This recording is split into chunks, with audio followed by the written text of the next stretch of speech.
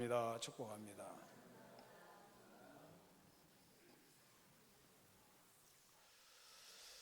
이 세상에서 가장 불행한 사람이 누굽니까? 아무에게도 사랑을 받지 못한 사람입니다. 충분한 사랑을 받지 못해서입니다. 사랑이 필요한데 내게 사랑을 줄 사람이 없게 여기는 사람, 그런 사람이 불행한 사람입니다. 아무리 돈이 많고 몸이 건강하고 배운 것이 많아도 다른 사람에게 사랑을 받지 못한다면 그가 가장 불쌍한 사람일 것입니다. 왜 그렇습니까? 사람은 사랑을 먹고 사는 존재이기 때문입니다. 사람은 인생을 살면서 사랑을 받고 또 사랑을 주면서 살도록 지음을 받았습니다.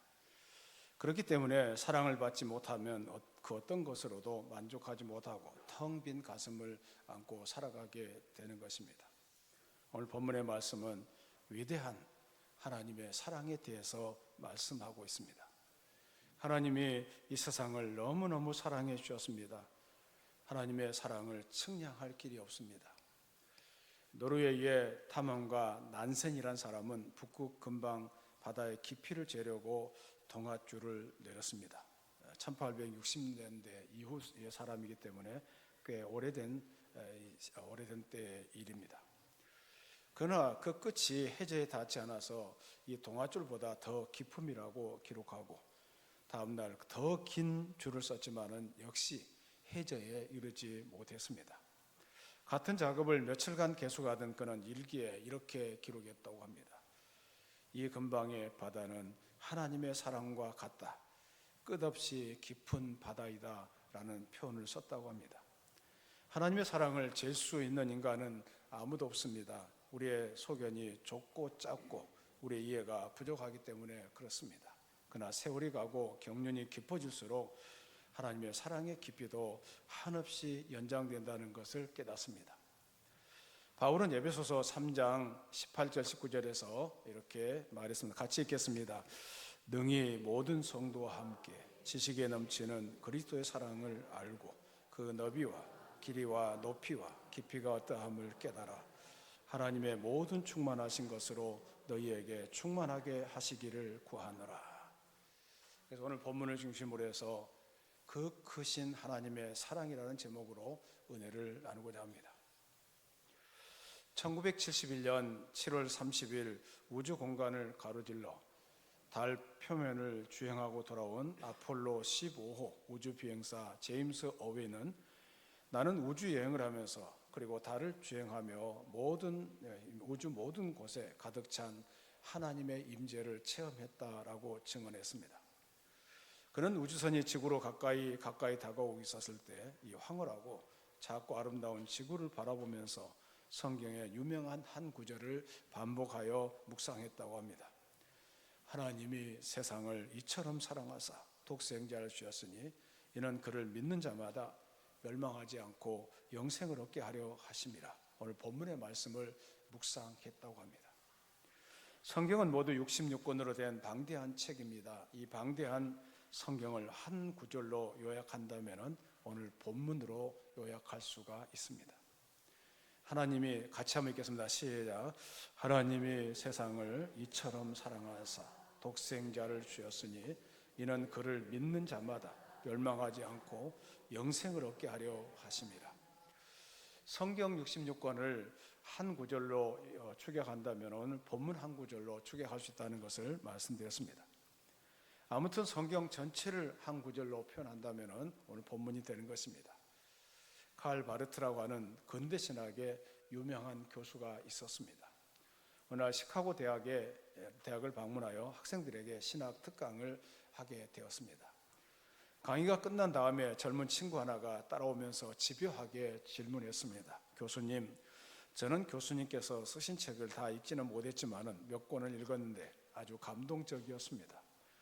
교수님의 해박한 지식에 저는 놀랐습니다. 한평생 학생들을 가르치고 연구하고 책을 쓰면서 깨달은 진리의 핵심이 무엇입니까? 가장 중요한 진리가 무엇입니까? 한마디로 말씀해 주시기를 바랍니다. 칼 바르트는 껄껄 웃으면서 대답했다고 합니다. 어렸을 때 교회 학교를 다닐 때 부른 찬송가 한 구절이 있습니다. 예수 사랑하심은 거룩하신 말일세 우리들은 약하나 예수 권세 많도다.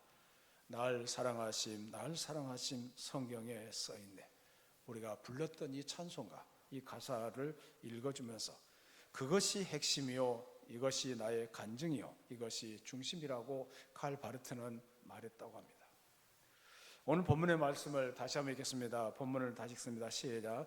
하나님이 세상을 이처럼 사랑하사 독생자를 주셨으니 이는 그를 믿는 자마다 멸망하지 않고 영생을 얻게 하려 하심이라. 그래서 세상이라고 하는 말은 인류를 가리키는 말입니다. 죄악에 빠져 있는 인생들을 뜻하는 말입니다. 이 세상은 죄악으로 가득 찬 세상입니다. 타락한 세상입니다. 불의가 넘치는 세상입니다. 불의와 죄악이 가득한 세상입니다. 교만과 질투와 시기와 미움으로 가득 찬 세상입니다. 스스로 속고 속이고 물고 물리는 인간 사회가 아닙니까? 이러한 인간 세상을 보신 하나님께서 말씀하시길 만물보다 거짓되고 헛된 것이 인간의 마음이라고 말씀했습니다. 또한 하나님의 눈에 비친 인간의 모습을 로마서 3장 10절부터 15절에서 바울은 이렇게 말합니다. 로마서 3장 10절부터 15절 시작. 기록된 바 의인은 없나니 하나도 없으며 깨닫는 자도 없고 하나님을 찾는 자도 없고 다 치우쳐 함께 무익하게 되고 선을 행하는 자가 없나니 하나도 없도다. 그들의 목구멍은 열린 무덤이요 그 혀로는 속임을 일삼으며 그 입술에는 독사의 독이 있고 그 입에는 저주와 악독이 가득하고 그 발은 피 흘리는 데 빠른지라. 죄악으로 가득 찬 세상을 보았습니다. 멸망받을 만한 그런 세상이었습니다. 죄악에 빠져 있어서 있던 인류를 하나님께서 사랑하셨다는 말입니다. 여기에 하나님의 사랑의 본성이 있습니다. 사랑의 신비가 있습니다. 하나님은 우리의 모습 그대로를 사랑하셨습니다. 우리가 좀 더 깨끗하고 착하게 살면 그때 가서 우리를 사랑하신 것이 아니라 지금 추한 모습 그대로 우리를 사랑하십니다. 사도 바울은 이 사실을 깨닫고 감격 가운데서 이렇게 기록했습니다. 로마서 5장 8절을 같이 읽습니다. 시작. 우리가 아직 죄인 되었을 때 그리스도께서 우리를 위하여 죽으심으로 하나님께서 우리에 대한 자기의 사랑을 확증하셨느니라. 그러니까 죄인 되었을 때 구원의 여망이 없습니다. 깜깜한 어둠 속에 살고 있습니다. 그런 우리를 하나님이 사랑해 주셨습니다. 결혼한 지 10년이 지난 어느 부부가 있었습니다. 세월이 흐를수록 남편에 대한 아내의 불만은 커져갔고 가정의 화평이 깨지니까 부부는 고민 끝에 각자 종이 상자 하나씩을 준비하여서 서로에게 불만이 생길 때마다 불만 내용을 글로 써서 그곳에 집어넣기로 했습니다. 그리고 한 달 후에 상자를 서로 바꿔보기로 했습니다. 한 달이 지난 다음에 서로 이제 글을 읽어보는데, 자, 한 달 동안 얼마나 당신이 나를 실망시켰는지 보세요. 아내는 상자를 남편에게 내밀었습니다.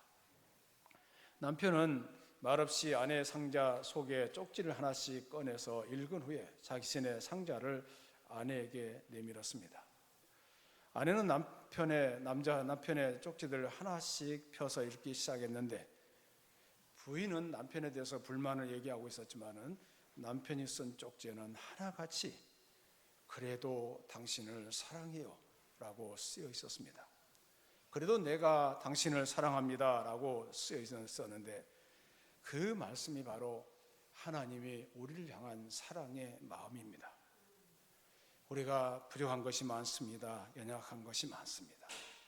우리가 잘못 얘기한 것도 있고 그릇 판단한 것도 있어요. 그럼에도 불구하고 여전히 우리를 사랑하신다는 것, 이것을 잊어서는 안 됩니다. 하나님이 얼마나 우리를 사랑하셨습니까? 독생자를 주시기까지 우리를 사랑하셨습니다. 어떤 사람이 우리에게 선물을 줄 때 그 선물을 보면은 그 사람이 나를 얼마 정도 사랑하는가를 알 수가 있습니다. 하나님 우리를 사랑하시되 우리에게 최상의 선물을 주셨는데 바로 독생자, 다시 말해서 하나밖에 없는 아들을 우리에게 주셨습니다. 최하로 형편없는 존재인 우리에게 최고의 선물을 주셨다는 것을 알게 됩니다. 강아지가 병들었습니다. 강아지 키우는 사람들이 많지 않아요. 수의사가 강아지가 아프니까 진단을 했습니다. 그 진단한 내용이 뭐냐면은 어미개를 잡아서 먹이면 살 것이라고 처방을 했습니다. 그래 그 소리를 들은 이 주인은 막 화를 냈습니다. 아니, 강아지를 살리려고 어미개를 죽이는 사람이 어디 있어? 여러분, 병든 송아지를 살리기 위해서 어미소를 잡아 먹이는 사람은 없을 것입니다. 그런데 하나님은 그렇게 하셨습니다. 죄의 병으로 인해 멸망할 수밖에 없는 우리를 살리는 길은 그 길밖에 없었기 때문입니다. 그래서 하나님은 독생자를 우리에게 주셨습니다. 주셨다는 말씀은 단순히 보내셨다는 말씀보다 강한 뜻입니다. 세상이 자신의 독생자를 십자가에 못 박도록 내어주셨습니다. 독생자를 세상에 보내주셨다는 것은 그 독생자가 죽음에 이르게 되고 나중에 다시 살 수 있는 권세가 있지만은 우리 죄인들은 죽으면 영원한 멸망에 처할 수밖에 없기 때문에 하나님께서는 독생자를 이 세상에 보내셨습니다. 하나님의 독생자 예수님의 십자가에 달리셨을 때를 한번 생각해 보세요. 예수님을 십자가에 못 박은 자들이 밑에서 소리를 지르고 있습니다. 마태복음 27장 42절 같이 읽습니다. 시작. 그가 남은 구원하였으되 자기는 구원할 수 없도다. 그가 이스라엘의 왕이로다. 지금 십자가에서 내려올지어다. 그리하면 우리가 믿겠노라. 만일 그 말을 듣고 예수님께서 십자가에서 내려오셨다면 물론 내려올 수 있는 능력과 권세가 있습니다. 그렇게 됐다면 우리는 구원을 받지 못하고 다 죽은 목숨이 되었을 것입니다. 예수님 우리를 살리시기 위해서 십자가에서 모든 고통을 끝까지 견디시고 돌아가신 것입니다. 그리고 이처럼 하나님 우리를 살리시기 위해서 독생자를 주시기까지 우리를 사랑하셨다는 것을 알 수가 있습니다. 우리가 어떤 물건을 살 때 그 물건의 값어치에 따라서 물건값이 정해집니다. 예컨대 1,000원, 2,000원 정도 하는 물건은 그 정도의 값어치가 나가기 때문에 그렇습니다. 그러나 다이아몬드와 같은 보석은 귀하기 때문에 수십만 원, 수천만 원의, 수억 원의 값이 나가게 됩니다. 그러면 하나님이 보시기에 우리는 어느 정도로 귀합니까? 하나님은 그 독생자 예수 그리스도의 피값으로 우리를 사셨습니다. 우리는 돈으로는 도무지 계산할 수 없는 값입니다. 우리는 독생자의 값이기 때문에 그렇습니다. 그렇기 때문에 우리 한 사람 한 사람은 하나님에게 특별한 존재가 되는 것입니다. 이 시간 우리를 향하신 하나님의 사랑을 생각하는 가운데 너는 내게 특별한 사람이다라는 하나님의 음성을 다 듣게 되기를 바랍니다. 하나님 우리를 사랑하시되 하나밖에 없는 독생자를 우리에게 아낌없이 주셨다는 말씀을 드렸습니다. 그러면은 하나님은 그 사랑이 일방적이 되기를 원치 않습니다. 하나님 우리가 하나님의 사랑에 기쁨으로 응답하게 되기를 원합니다. 하나님 우리에게 요구하시는 조건이 무엇입니까? 복잡하지 않습니다. 지극히 단순합니다. 단 한 가지입니다. 그것은 하나님의 보내신 독생자 예수 그리스도를 믿으라는 것입니다. 예수님 오늘 본문에 바로 앞에서 이렇게 말씀하셨는데요. 요한복음 3장 14절 15절 말씀을 13장 14절 15절 같이 읽습니다. 시작. 모세가 광야에서 뱀을 든 것 같이 인자도 들려 하리니 이는 그를 믿는 자마다 영생을 얻게 하려 하심이니라. 이 내용은 구약 민수기 21장에 나오는 내용입니다. 이스라엘 백성이 출애굽해서 광야를 지나갈 때였는데 광야에는 먹을 음식도 마실 물도 없었습니다. 떼약볕에 광야를 지나간다는 것은 너무나도 힘든 일이었습니다. 그러다 보니까 그들은 하나님을 원망하고 또 모세를 원망했습니다. 하나님을 원망해서도 안 되지만은 모세를 원망해도 안 되었을 것입니다. 모세라고 해서 광야에서 호의호식하면서 살아온 것은 아닙니다. 모세라고 해서 시원한 바람을 쬐면서 편하게 갔겠습니까? 모세도 그들과 똑같이 고생을 하고 있었던 것입니다. 하나님은 보다 못해서 그들에게 불뱀을 내리셨습니다. 독을 가진 무서운 뱀들이었습니다. 물리기만 하면은 온 몸이 불덩이처럼 뜨거워지다가 죽기 때문에 불뱀이라고 불렸습니다. 많은 사람들이 불뱀에 물렸습니다. 어쩌다 실수로 한두 사람이 물린 것이 아니라 많은 사람이 불뱀에게 물려 목숨을 잃게 되었습니다. 이러다가는 다 죽게 생겼습니다. 그제야 이스라엘 백성들은 자기들이 하나님과 모세를 원망했기 때문에 그러한 벌을 받게 된 것임을 알았습니다. 그래서 그들은 염치불구하고 모세를 찾아가서 용서를 빌었습니다. 모든 백성들을 위해서 하나님께 기도했습니다. 하나님은 모세에게 불뱀을 만들어서 장대 위에 달라고 말씀하셨습니다. 그러면서 하나님은 불뱀에게 물린 자마다 그 노뱀을 쳐다보면 살리라고 말씀하셨습니다. 모세는 하나님의 말씀에 따라서 노뱀을 만들어서 장대 위에 매달았습니다. 모세의 말을 듣고 믿음으로 순종해서 장대에 달린 노뱀을 쳐다본 사람은 다 살았습니다. 설령 그 사람이 원망하는 일을 주도했을지라도 상관없었습니다. 마음 한편에서는 의심하는 구석이 있을지라도 상관없었습니다. 일단 노뱀을 쳐다보기만 하면 살았습니다. 그러나 아무리 착한 사람이라도 하나님과 모세를 원망하는 일에 가담하지 않았던 사람이었다 할지라도 노뱀을 쳐다보지 않으면 그대로 다 죽었습니다. 참으로 안타까운 일이 아닙니까? 여러분 생각해 보세요. 노뱀을 쳐다보는 것은 어려운 일이 아닙니다. 그저 마음 먹고 자기 고개만 돌리면 됩니다. 정말 간단한 일 아닙니까? 그런데도 끝끝내 쳐다보지 않다가 어쩔 도리 없이 죽은 사람이 생겨났습니다. 그 사람 스스로가 자초한 비극이었던 것입니다. 마찬가지입니다. 하나님 우리에게 이것저것 복잡한 것을 요구하지 않습니다. 율법의 행위를 요구하지 않습니다. 도덕적인 수양을 요구하지도 않습니다. 과학적인 탐구를 요구하지도 않습니다. 하나님 우리에게 오직 한 가지를 요구하시는데 그것은 바로 믿음으로 노뱀을 쳐다보라는 것입니다. 우리가 누구를 믿어야 합니까? 이는 그를 믿는 자마다 말씀했는데 그는 누굽니까? 예수 그리스도를 말씀하고 있습니다. 예수 그리스도만이 우리의 믿음의 대상인 것입니다. 이스라엘 백성들이 장대 위에 높이 달린 노뱀을 쳐다보았을 때 살았던 것처럼 죄악의 병에 걸린 우리가 살 수 있는 길은 오직 한 가지 길밖에 없습니다. 우리를 위해서 십자가에 달리신 예수 그리스도를 믿음으로 쳐다보는 것입니다. 사랑하는 여러분, 아무리 햇빛이 환하게 비친다고 할지라도 뚜껑을 닫아놓은 항아리 속에 비출 수는 없습니다. 아무리 바다에 물이 많다 하더라도 병마개를 닫아놓으면 그 속에는 한 방울의 물도 들어갈 수가 없습니다.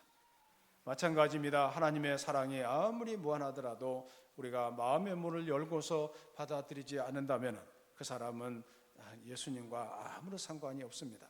이 시간 우리 모두 마음의 문을 열고 예수님을 나의 마음 중심에 그분을 모셔드려야 할 줄로 믿습니다. 그래야 우리에게 구원이 임하게 되는 것입니다. 십자가에 달리신 예수님을 바라보는 사람 죄사함을 받는다고 했는데 나의 능력으로 구원할 수 없지만은 하나님의 방법을 의지하고 십자가를 바라보는 순간 죄사함이 주어진다는 것을 알게 됩니다. 스타인백이라는 유명한 화가가 있었습니다. 그는 아주 오랫동안 교회를 다녔지만은 그는 중생하지를 못했습니다. 주님을 나의 구주요 주님으로 영접하지를 못했습니다. 그러나 종교적인 열심 때문에 그림 한 장을 그리기를 원했습니다. 십자가상의 그리스도라는 제목의 유명한 그림이었습니다. 이 화가는 어느 날 산속을 여행하다가 집시 소녀 하나를 만났습니다. 그 집시 소녀가 마음에 들어서 화실로 데려와 그림을 보여주면서 이야기를 나눴습니다. 자신이 그리고 있던 십자가상의 그리스도에서 십자가에서 달려 고통당하는 예수님의 그림을 보더니 집시 소녀가 물었습니다. 아저씨, 저 사람 굉장히 나쁜 사람인 모양이죠? 화가는 대답했습니다. 아니, 이분은 굉장히 좋은 분이야. 그런데 왜 저렇게 죄수처럼 죽어요? 그것은 자기 죄 때문이 아니다. 사람들의 죄 때문이야. 전 인류의 죄를 짊어지고 죽으신 것이야. 그때 집시 소녀는 이 화가를 똑바로 쳐다보면서 말했습니다. 아저씨, 그러면 아저씨를 위해서도 죽으셨나요? 그 소리가 따갑게 들려왔지만은 한순간도 그리스도께서 나를 위해 죽으셨다고 생각하지를 못했습니다.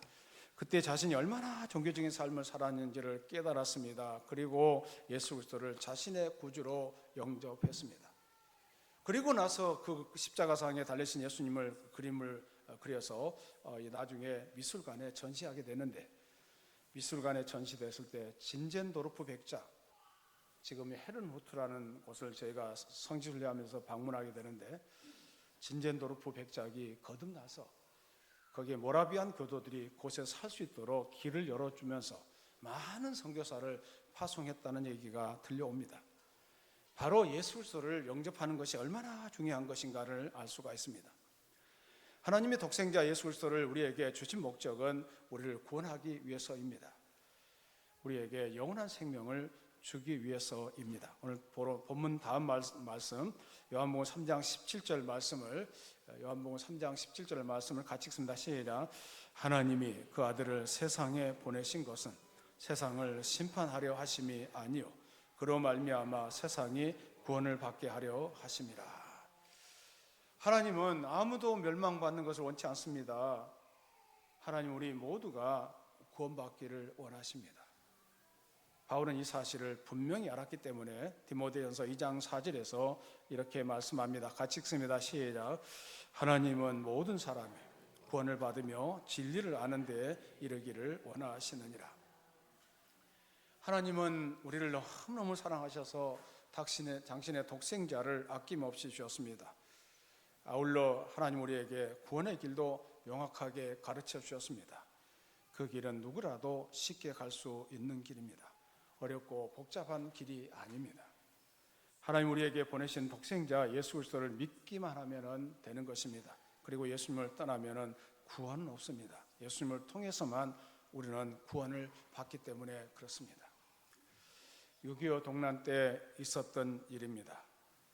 공산당에 의해서 목사님 가족이 붙잡혔습니다. 목사님과 사모님 두 자녀가 붙잡혔습니다. 공산당들이 고문을 하기 시작했습니다. 목사님을 묶어놓고 또 사모님을 묶어놓고 두 아들을 목사님 앞에서 앞으로 끌어냅니다. 그리고 고문을 하기 시작했습니다. 아이들이 아프다고 소리를 질러댔습니다. 공산당이 목사님에게 말합니다. 지금까지 설교한 것이 다 거짓말이라고 말해. 그리고 예수 그리스도를 믿으면 구원을 받는다는 것은 허무맹랑한 거짓말이라고 말해. 그러면 내가 내 아들을 고문하지 않겠다. 아이들이 울부짖고 소리를 질렀습니다. 목사님이 괴로워서 몸부림을 치고 있습니다. 그때 사모님이 옆에서 얘기를 합니다. 지금까지 목사님이 설교하신 말씀은 진리의 말씀만을 하셨습니다. 한 말씀도 거짓말한 것이 없습니다. 하나님의 말씀만 선포하셨습니다. 뿐만 아니라 예수 그리스도를 믿어야 구원받습니다. 당신도 주 예수를 믿어야 구원을 받습니다. 라고 말했습니다. 그리고는 고통받고 있는 두 아들에게 이렇게 말했습니다. 얘들아, 우리가 여기서 죽으면 오늘 저녁에는 우리를 가장 사랑하시는 예수님과 함께 저녁을 먹게 된단다. 어머니의 말을 들으면서 두 아이가 그 아픔에도 이를 악물고 참았습니다. 그리고 네 식구는 순교를 당했습니다. 그 모습을 지켜보고 있던 공산당이 회개하기 시작했습니다. 하나님이 살아계시지 않으면 저렇게 죽을 수는 없다. 하나님이 살아계시지 않는다면 어떻게 목숨을 걸고 그를 믿을 수 있을까? 이것이 바로 그 공산당이 회개하고 증언한 내용인 것입니다. 이 목사님의 영혼이 귀하지 않고 육신이 귀한 줄 알았다면 어떻게 생명을 포기하겠습니까? 영혼이 귀한 줄 알았기 때문에 육신의 생명을 버릴 수가 있었던 것입니다. 그러나 우리가 너무 육신에 매어 살고 있는 것은 아닌지요? 하나님이 기뻐하시는 영혼에 관심을 갖지 못한 채 갈피를 잡지 못하고 있는지는 있지는 않습니까? 이러한 우리에게 우리 하나님이 말씀하십니다. 오늘 본문의 말씀을 다시 한번 읽습니다. 시작. 하나님이 세상을 이처럼 사랑하사 독생자를 주었으니 이는 그를 믿는 자마다 멸망하지 않고 영생을 얻게 하려 하심이니라. 저는 예수님을 영접하고 나서 한탄하며 고백한 것이 있습니다. 이렇게 쉬운 길을 그렇게 어렵게 찾았구나. 유교의 책을 보고 마호메트에 대한 책도 보면서 여러 가지 비교하면서 종교서적을 읽었던 기억이 납니다. 그런데 예수님만 영접하면 구원받는다는 이 쉬운 길을 그렇게 어렵게 찾았구나 하는 생각을 했습니다. 예수 그리스도를 나의 구주로 받아들이는 데는 많은 장애 요소가 있습니다. 이것들을 극복해야 합니다. 고린도후서 4장 4절 말씀을 같이 읽습니다. 고린도후서 4장 4절 시작. 그 중에 이 세상의 신이 믿지 아니하는 자들의 마음을 혼미하게 하여 그리스도의 영광의 복음의 광채가 비치지 못하게 함이니 그리스도는 하나님의 형상이니라. 다 알아야 믿겠다는 생각도 포기하시고요. 우리가 몰라도 괜찮아요. 예수님을 마음에 영접하면은 모든 것이 보입니다. 또 그리스도인들이 본인 못한 행동 때문에 나는 못 믿겠다, 그런 장애도 생길 수가 있어요. 그것도 포기하시고요. 저는 처음 예수 믿는 사람들은 그렇게 생각하고 교회에 옵니다.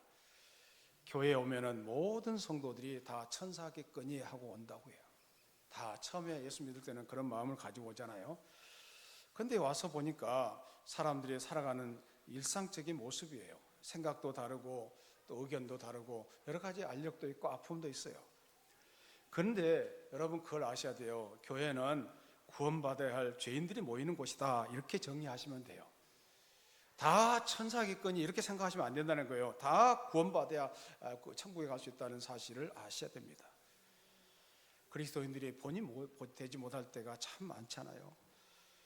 또 가정의 전통도 장애가 될 수가 있습니다. 여러분이 가지고 있는 지성도 장애가 될 수가 있습니다. 이런 모든 장애를 극복하고 인생의 해답이신 예수 그리스도를 받아들여야 할 줄로 믿습니다. 우리가 앞으로 교회 생활하면서 의견 차이가 생기고 다툼이 생기고 또 여러 가지 아픔도 있을 수 있지만은 그것 쳐다보시면 안 됩니다. 우리가 바라봐야 할 분은 예수 그리스도이신 줄로 믿습니다. 그분 때문에 우리가 구원받습니다. 좀 이제 의견 차이가 있는 것은 살아가면서 여러분 가정에도 의견 차이가 없나요? 다 있잖아요. 부모 자식 간에는 의견 차이가 없나요? 교회 안에 성도들 사이에도 얼마든지 의견 차이는 있을 수 있어요. 그걸 가지고 거기에 집중하지 마시고 우리가 쳐다보아야 할 분은 예수 그리스도 한 분이라는 것, 이것을 잊어서는 안 됩니다. 예수님 우리가 믿어서 영원한 생명을 얻도록 이 땅에 오셨습니다. 우리의 행복을 위해서 이 땅에 오셨습니다.